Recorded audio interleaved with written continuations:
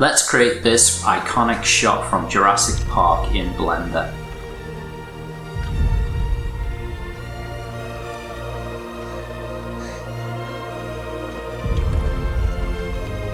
Using just a few of Blender's simple tools, we can recreate the ripple of the water, the slight shake of the camera, and generally get a nice cinematic looking shot. So I've already modelled a cup here with some water in it, so this is kind of what it looks like rendered. Okay, so it's pretty basic stuff. Let's just hide the cup so we can focus on the water. Okay, so we're going to use dynamic paint. So you come across here, the physics tab for your object, click dynamic paint, and you want to leave it as canvas. There are two options here, canvas or brush, but in this case this will be the canvas. So let's add canvas, and then just scroll down. You can leave everything kind of as it is for now, and select waves.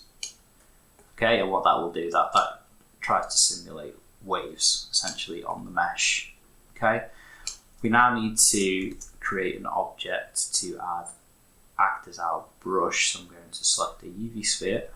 That's huge. So the size of the cup I've kept kind of to the right size, real world size, because I want to make use of the camera a little bit later on with things like depth of field, that kind of thing. So we've got a huge sphere here. Let's just make it a bit smaller.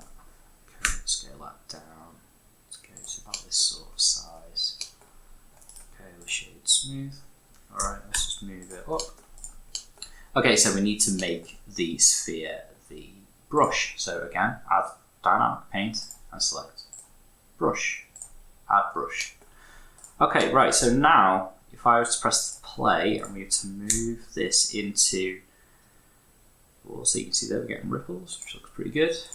Okay, so what we need to do is first of all just make sure I've got a subdivision surface on this water because it needs plenty of geometry to create a nice ripple effect. But now it's all going to be about how this sphere interacts. So let's get it kind of in the middle. Okay, and then on frame 1, so from experimentation with this, it works better when the sphere starts below the surface. Okay, so let's just create a keyframe there. Let's come forward, say 30 frames.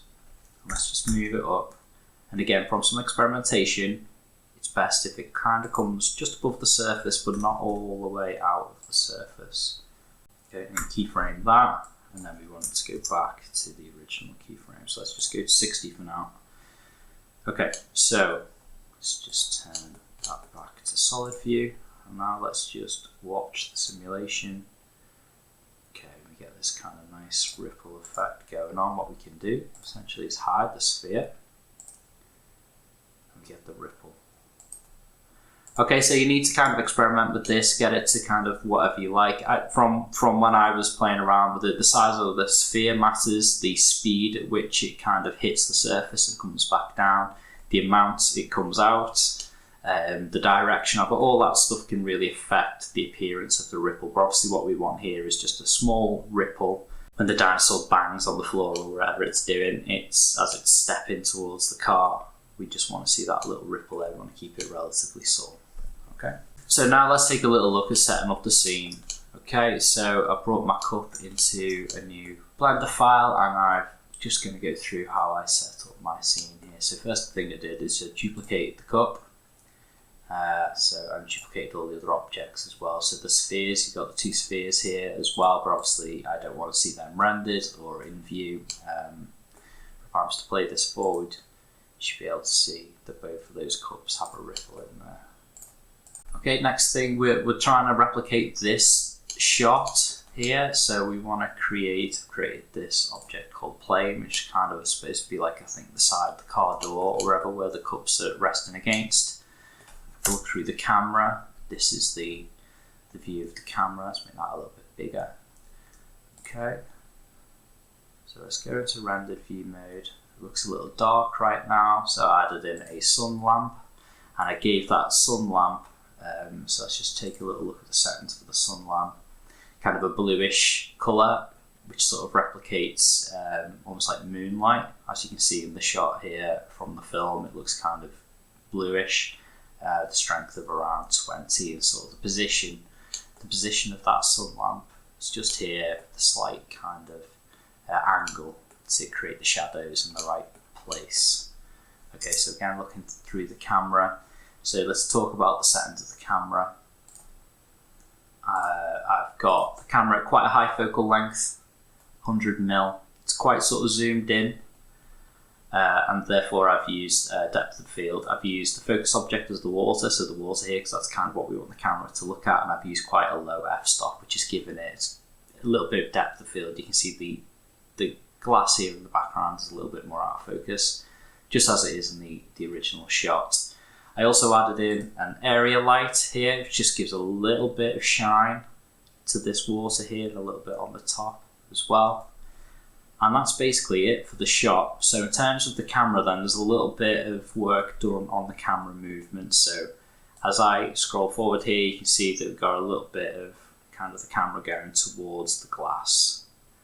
Okay, and what I've also done is I added in a little bit of noise to the camera at the moment of the footstep, just to give the camera a little bit of shake. So if we go into the graph editor for the camera, okay, and let's normalize. So you can see here what I've just done is, this is the movement of the camera, and then basically at this point there's a little bit of shake just in the Z location, up and down. Okay, and that's going to coincide with the footstep, the bang from the dinosaur, and the ripple that gives the camera just the tiniest subtle amount of shake. Okay, so I did that basically by using a modifier, using a noise modifier, just getting the settings right, and then just restricting the frame range just to the timing that I want. Without the restriction of the frame range, it would apply it to the entire movement of the camera, and it would be bouncing along all the way through, but obviously we only want it to shake at the right moment.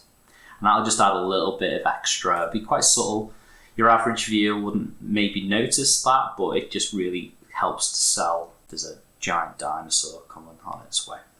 Okay, so I think we're now ready to render. Well, actually, before you render, ensure that for the dynamic paint you must bake the simulation. I found this out the hard way. I didn't bake it the first time, and basically halfway through the simulation just stopped, so I had to re-render the whole thing. So you can do that by making sure that you're on selecting the canvas object, come into the physics properties, and down here you've got bake, and you can just click the baking option.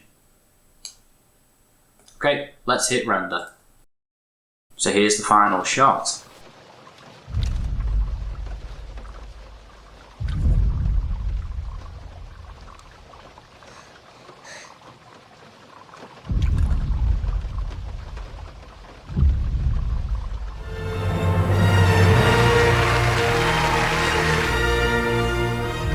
So this shot could be improved with a few little things. We could add the bubbles into the water.